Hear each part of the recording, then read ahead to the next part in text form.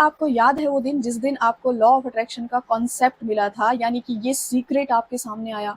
उस दिन आप कितने ज़्यादा हैप्पी थे, कितने ज़्यादा एक्साइटेड थे। ऐसा लग रहा था ना कि किसी अनमोल खजाने की चाबी आपको मिली हो।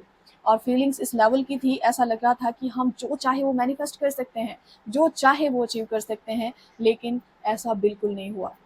उसका रीज़न आज तक आप नहीं समझ पाए कि मैं सब कुछ सही तरीके से अप्लाई करता हूँ, जैसे जो बताता है मैं उस चीज़ को अप्लाई करती हूँ, उसके बाद भी रिज़ल्ट्स क्यों नहीं मिलते हैं? या तो ऐसा होता है आपके साथ कि आप जिस चीज़ के लिए लॉ ऑफ अट्रैक्शन यूज़ करते हैं, वो आपसे दूर भागती है, दूसरी चीज़ें अट्रैक्ट हो जाती हैं। या फिर ऐसा होता है कि जिस भी चीज़ पे आप फ़ोकस करते हैं, मतलब उसके अलावा हर चीज़ पे बिलीव हो जाता है, उस पे बिलीव नहीं होता, वही सबसे डिफ़िकल्ट लग रही होती है। उसी से सबसे ज़्यादा हम उसी को लेकर डेस्परेट हो जाते हैं। तो आज की वीडियो आपके लिए है। अगर आपका कोई एक ऐसा मैनिफेस्टेशन है जो बहुत टाइम से डिले है, मतलब बार-बार डिले होता जा रहा है, बहुत सारी टेक्निक्स यूज़ कर ली, सब कुछ ट्राई कर लिया बट कुछ नहीं हो रहा, तो आज की वीडियो में आपको समझना होगा कि मिस्टेक कहाँ हुई है, शुरुआत कहाँ से हुई थी गलतियों की। ओके, सो सबसे पहले फिर से एक बार थोड़ा पास्ट में जाओ और याद करो कि जब आपको लॉ ऑफ अट्रैक्शन मिला तो आपने सबसे पहले किस चीज़ पर अप्लाई किया? क्या बहुत बड़े गोल पे अप्लाई कर दिया था?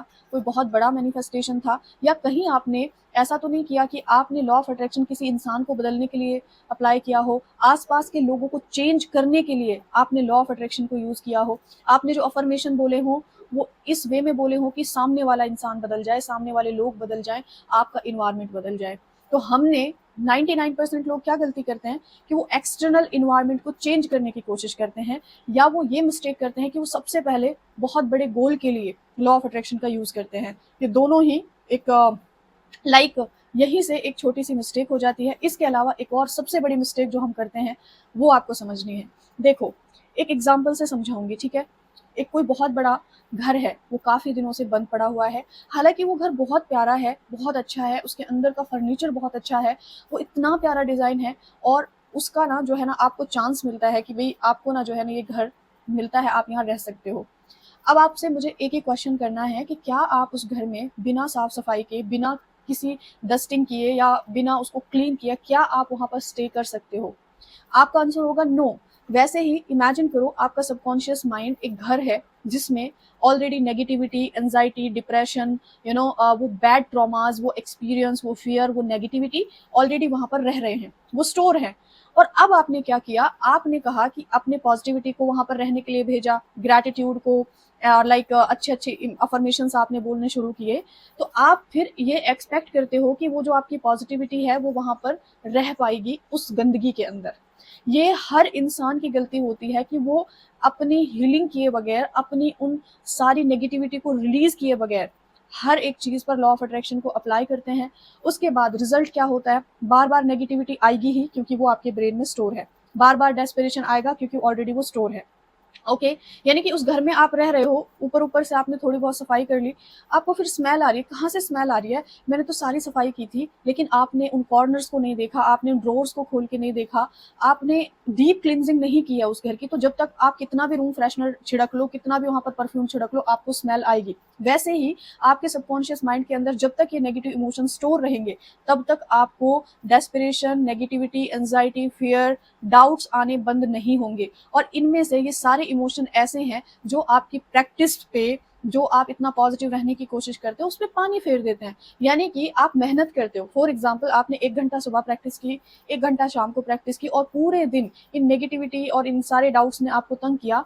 अब आप कैसे एक्सपेक्ट कर रहे हो कि आपको जो है ना रिजल्ट मिल जाएंगे लॉ ऑफ अट्रैक्शन से? नहीं मिलेंगे। तो साइंस क्या है? बेसिकली साइंस ये है, सबसे पहले आपको हर उस फियर को रिलीज करना है।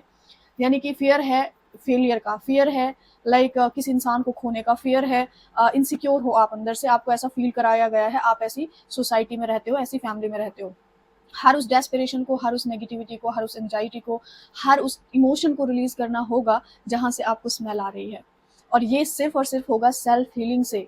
आप जब तक खुद को हील नहीं कर लेते ना, अंदर से जो क्रैक, मतलब कह सकते हैं ना, इमेजिन करो अंदर से पूरे वाउंड्स हैं, ऐसे दरार पड़ी हुई है, ब्लड निकल रहा है, एंड आप बस बाहर से दिखा रहे हो। अंदर से सोचो ना, अगर कोई जख्म है, आप कितना भी बाहर से खुश रह लो, लेकिन अंदर वो पेन आपको फील होता रहेगा। वैसे ही वाउंड्स हैं आपके इमोशंस, वो नेगेटिव इमोशंस जिनको आपने कभी हील करने की कोशिश नहीं की।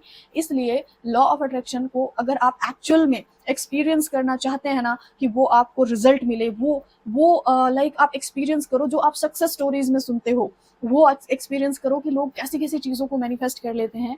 तो माय डियर फैमिली, आपको अपनी हीलिंग पे फोकस करना होगा। और इसी के रिगार्डिंग मैं संडे के दिन 27 अक्टूबर को सिर्फ 299 या कि 299 रुपये में आपके लिए स्पेशल सेल्फ हीलिंग वर्कशॉप लेके आ रही हूँ। मेरा पर्पज़ ये है कि मैं आपको एक्सपीरियंस कराना चाहती हूँ कि हीलिंग की पावर क्या है। मैं आपको वहाँ पर 3 हीलिंग दूंगी। हर एक पर्सन रोएगा ही रोएगा, मैं 100% श्योर हूँ।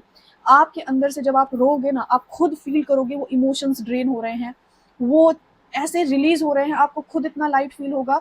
उसके बाद मैं आपको प्रॉपर सारे तरीके शेयर करूंगी, physically as well as mentally आप खुद को कैसे हील कर सकते हैं, कैसे ग्रूम कर सकते हैं।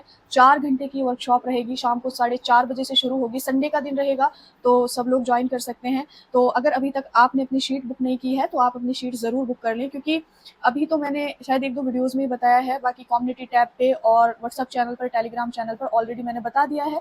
तो रजिस्ट्रेशन ऑलरेडी बहुत सारे हो रहे हैं, हो चुके हैं।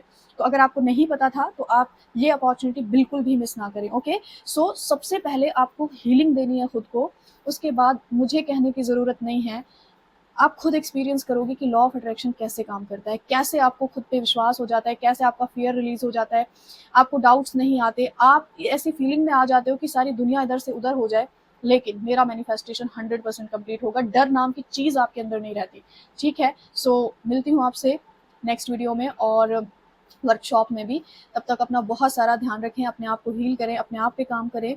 आप सबसे बेस्ट प्रोजेक्ट हैं खुद पर काम करने के लिए। Take care.